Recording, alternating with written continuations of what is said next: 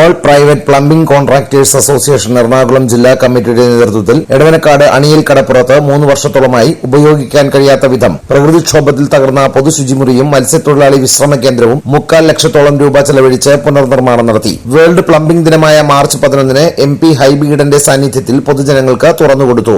All Kerala plumbers association പുനഃസ്ഥാപിച്ച ഈ ശുചിമുറിയും ഈ പ്രദേശത്തിന്റെ ഈ ഹാളുമെല്ലാം ഏറ്റവും മനോഹരമായി കാത്തു സംരക്ഷിക്കാൻ സാധിക്കട്ടെ. കാരണം എല്ലാ ദിവസവും കടലിരമ്പി കയറി വരുന്ന സ്ഥിതിവിശേഷത്തിൽ എത്രത്തോളം സുരക്ഷിതമായി അത് നമ്മൾക്ക് നിലനിർത്താൻ സാധിക്കുമെന്നറിയില്ല. പക്ഷെ ഇവിടുത്തെ മത്സ്യത്തൊഴിലാളികൾക്കും മറ്റുള്ള ആളുകൾക്കും അതൊരു സഹായമായി മാറട്ടെ എന്ന് മാത്രം പറഞ്ഞുകൊണ്ട് ഇതിന്റെ ഔപചാരികമായ ഉദ്ഘാടനം നിർവഹിച്ചതായി അറിയിക്കുന്നു. നന്ദി, നമസ്കാരം.